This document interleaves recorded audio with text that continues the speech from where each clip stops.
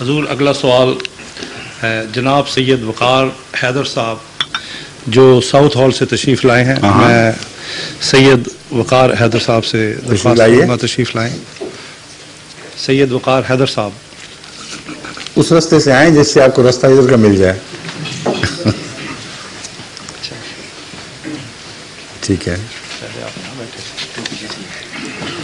السلام علیکم ورحمۃ اللہ. میرا سوال یہ ہے جی کہ تاریخ اسلام ذرا اور قریب ہو جائے مائکروفون. ہاں جی. تاریخ اسلام میں اہل بیت کی بہت زیادہ اہمیت ہے اور واقعہ کربلا کے بارے میں ہمارا اعتقاد یہ ہے کہ اگر یہ نہیں ہوتا تو اسلام زندہ نہیں ہوتا آج. تو لیکن جماعت احمدیہ کے کتابی لٹریچر میں تو شاید اس بات کا ذکر ہوگا لیکن کسی محفل میں یا کسی کئی دفعہ ہو چکا ہے. میں نے اس کا ذکر نہیں سنا. کئی دفعہ بیٹھے تشریف رکھیں. ہمارا یہ عقیدہ ہے کہ قرآن اسلام اس وقت زندہ ہو چکا تھا اور ہمیشہ کے لیے زندہ ہو چکا تھا جب قرآن تکمیل کو پہنچا ہے اور جب آن حضرت صلی اللہ علیہ وآلہ وسلم کو آخری شار نبی کے طور پر ہمیشہ کے لیے دنیا کا نمونہ بنا دیا گیا. اس لیے واقعہ کربلا نے اسلام کو نقصان پہنچایا ہے, فائدہ نہیں پہنچایا. نقصان پہنچایا اور گہرا نقصان پہنچایا ہے کیونکہ دنیا کے سب سے بڑے محسن کے ساتھ احسان فراموشی کا اظہار کیا گیا ہے اور آپ کی اولاد سے محبت سے پیش آنے اور عزت سے پیش آنے کی بجائے اس کی بے حرمتی کی گئی ہے. اللہ تعالیٰ اس طرح مذاہب کو زندہ نہیں کیا کرتا کہ اپنے پیاریوں کی بے عزتیاں کروا کر مذاہب کو زندہ کرے. اس لیے صرف شیعہ مقررین کا ایک ٹکسالی کا فکرہ ہے, اس میں کوئی حقیقت نہیں ہے. اسلام کی زندگی کا تعلق کربلا سے نہیں ہے. اسلام کی زندگی کا تعلق رسول اللہ صلی اللہ علیہ وسلم اور قرآن کریم اور وہ صحابہ جو آپ نے پیدا کیے ان کے اخلاق, ان کے اعمال حسنہ سے ہے اور یہ کسی واقعہ کربلا کا محتاج نہیں. واقعہ کربلا سے پہلے بھی تو میدان جنگ میں مسلمانوں کو قربانیاں دینی پڑی ہیں اور رسول اللہ صلی اللہ علیہ وآلہ وسلم خود ایک موقع پر اتنے زخمی ہوئے کہ لوگوں نے اعلان کر دیا, دشمنوں نے, کہ آپ وفات پا شہید ہو گئے. انہوں نے تو شہید نہیں کیا, انہوں نے قتل کر دی.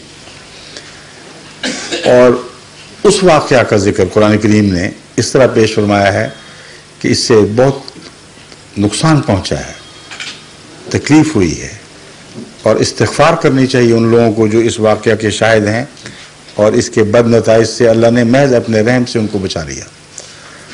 تو رسول اللہ صلی اللہ علیہ وآلہ وسلم کی قریبی شہادت سے تو اتنا نقصان پہنچا تھا کہ قرآن کریم نے اس کا ذکر کیا ہے اور اپنے فضل کا اظہار فرمایا ہے کہ خدا کا فضل نہ ہوتا تو وہ تمہیں نہ بچاتا. اس کا بہت بڑا نقصان ہونا تھا.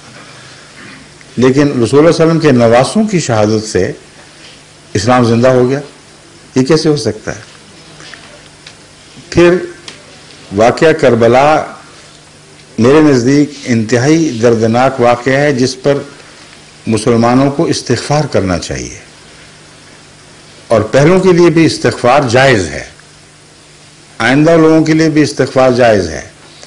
قرآن کریم تعلیم دیتا ہے کہ اپنے آباء و اجداد کے لیے بھی استغفار کرو. بس میرا تو یہ رد عمل ہے کہ جب میں واقعہ دردناک واقعہ پڑھتا ہوں تو استغفار کرتا ہوں ان لوگوں کے لیے بھی جنہوں نے ظلم کیا ہے. اگر وہ آنکھیں کھول کر ظلم کرنے والے ہیں تو میرا یہ عقیدہ ہے کہ ایسے لوگوں کو سزا کے بغیر نہیں چھوڑا جائے گا. لیکن اگر غلطیاں ہوئی ہیں یا دونوں طرف سے کچھ غلط فہمیاں پیدا ہوئی ہیں تو اس معاملے میں ہمیں بحث نہیں کرنی چاہیے کیونکہ انہوں نے ہمارے سامنے نہیں پیش ہونا. اور اس لیے بھی کہ تاریخ پر اتنے ابہام کے پردے ہیں کہ شیعہ روایتیں, سنی روایتیں, ان کے اندر فرق اور اسناد الگ الگ اور واقعہ ایک لیکن مختلف طریق سے بیان ہوا.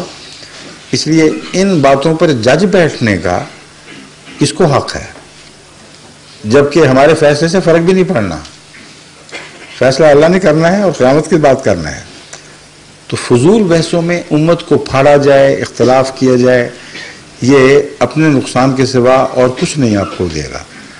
اسی لیے میں نے کہا تھا نقصان زیادہ ہوا ہے. امت بیچ میں سے دو نیم ہو گئی، پھٹ گئی. اور اگر شیعہ سنی امت ایک امت شیعہ اور سنی دو امتوں میں نہ بدلتی تو آج اسلام کی ترقی کہیں سے کہیں پہنچ جانی تھی.